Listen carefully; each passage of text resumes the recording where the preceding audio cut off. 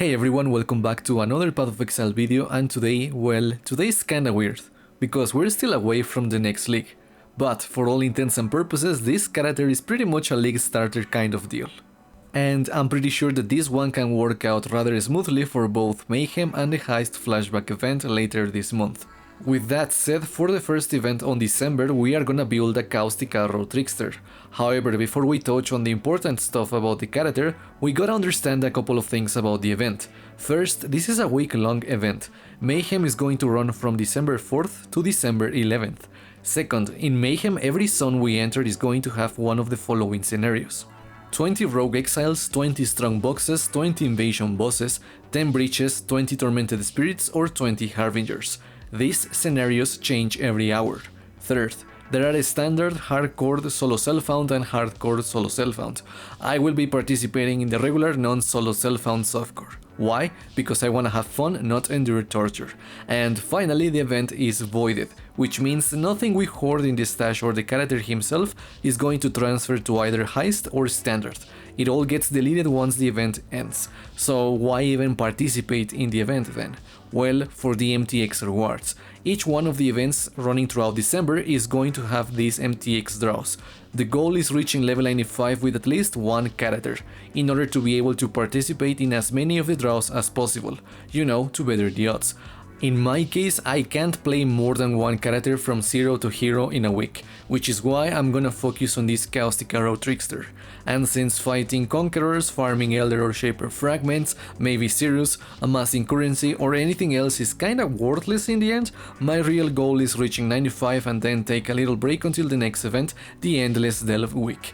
With all of that said, if you enjoy the content, be sure to subscribe to the channel. Otherwise, a rating and a comment are always appreciated. So, let us talk about a rather caustic male doing toxic stuff. We're actually going to break the mold today and begin with the gear. This is because Caustic Arrow, like Toxic Rain, behave completely different to the standard bow and arrow playstyle, and as such the modifiers to look for on gear are gonna be quite specific and different. This is because Caustic Arrow does not care about accuracy, attack speed, bow DPS, added damage on the gear or crits. Instead, we are focusing on the pool of caustic crap the skill leaves after the arrow impact. That pool of crap is our DPS mechanic since it's damage over time. This is both a curse and a blessing, since good base bow DPS is not our interest and we want rather obscure stuff on the weapon. However, Caustic Arrow and by proxy Toxic Rain have become rather common starter builds nowadays, which can prove a bit intrusive when gearing our character, due to more people playing something similar. But don't worry, it should all work out in the end. We aren't exactly doing anything fancy, I think. Also, as a little disclaimer, I am using some synthesis items on this build guide, which is a bad example in practice, but it was cheaper to get this than to get quote-unquote real gear on Heist right now, since the leg is in live support or you know, not as alive as October or September. Still, I am not using anything outlandish or fancy, but do keep in mind that at least for Mayhem, synthesis gear is not available. Anyways, let's begin with the weapon, which is going to house the gem setup.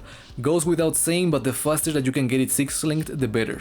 This bow can be any base you want, and we are gonna want at least 2 of the following modifiers: plus 1 level of socketed gems, plus 2 level of socketed bow gems, and damage over time multiplier. A combination of any of these 2 is more than enough on the bow, especially seeing as you are not really going to multimod this, considering the length of the event. If you can craft Chaos damage over time multiplier or damage over time, that should be good as well. However, to start off with this character, Silver Branch should be a rather common occurrence while clearing zones.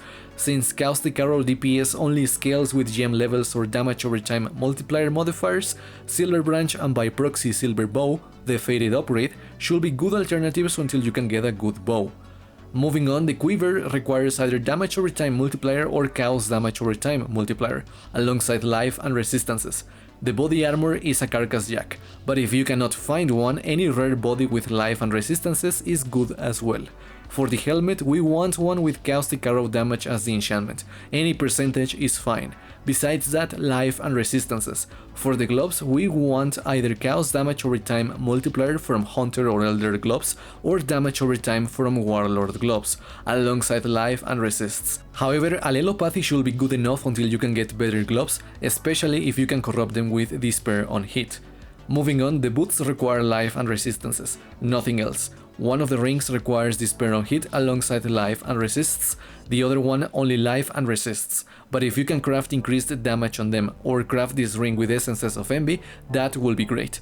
For the belt, you've got some options. A Darkness Enthroned with 2 Abyssal Jewels with life, a resistor 2, and damage over time while wielding a two-handed weapon.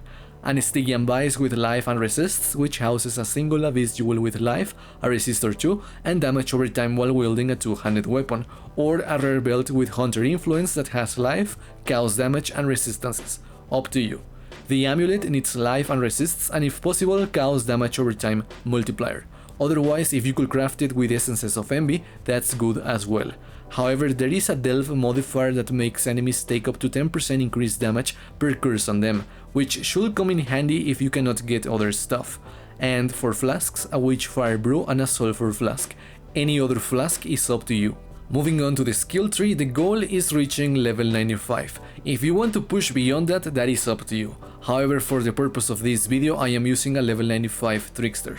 On the Ascendancy, we are taking Patient Reaper, Prolonged Pain, Ghost Dance and Escape Artist. In general, these provide damage over time bonuses and some defensive and recovery bonuses, which is all we care for really, especially while mapping. For Bandits, we chose none, and for Pantheons, Brian King and Shakari are the choices I'd recommend, but Solaris or Lunaris are good as well. Alright, so for the fun stuff, we are gonna begin by taking the chaos damage nodes on the starting point, going towards life, damage over time, life and damage, more damage over time and recovery, life and chaos damage. From there we move downwards, grabbing life, bow damage over time, dodge, life, a jewel socket and the entire bow stuff over here. From there we take life, aura reservation stuff, a jewel socket and chaos damage, and from there we go towards the witch area grabbing life, a jewel socket, life and mana, area of effect, a jewel socket, life and chaos damage. As for the jewels themselves, increased maximum life alongside stuff like damage, projectile damage, area damage, chaos damage, damage over time or chaos damage over time multiplier, or resistances or attributes if you are lacking them. Also, we are going to anoint aspect of the eagle on the amulet, because it gives us movement speed, damage over time with bow skills and some life, which are good enough to warrant the anoint. So yeah, as you can see, nothing too fancy and pretty self-explanatory, with all honesty. So let's wrap up this guide with the gem setups.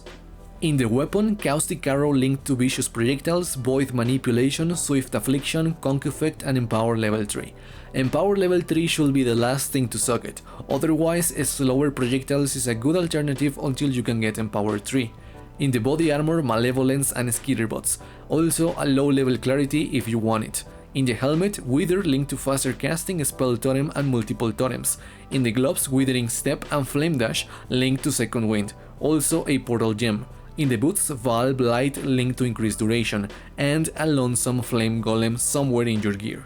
So yeah, that's it really. This build is mostly focused around mapping, which is what we're gonna do most of the time during this event. Fighting conquerors, bosses, Cirrus or other stuff is not really the priority. My goal is getting to 95 and anything beyond that is a plus, and this is the only character I'll play during the event. Any currency I make is going to get reinvested into the character, because in a voided event there is no point in hoarding stuff, as I've said multiple times throughout the video. And once I reach level 95, I'll be posting a quote-unquote wrap-up video about Mayhem and this character.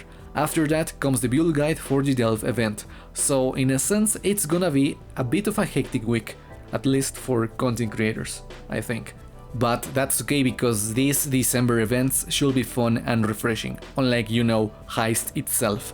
But yeah, that's gonna be it for me today. Thank you so much for watching today's content, and be sure to subscribe if you haven't done so already. Take care, have a nice weekend, good luck on the Mayhem event, and peace out.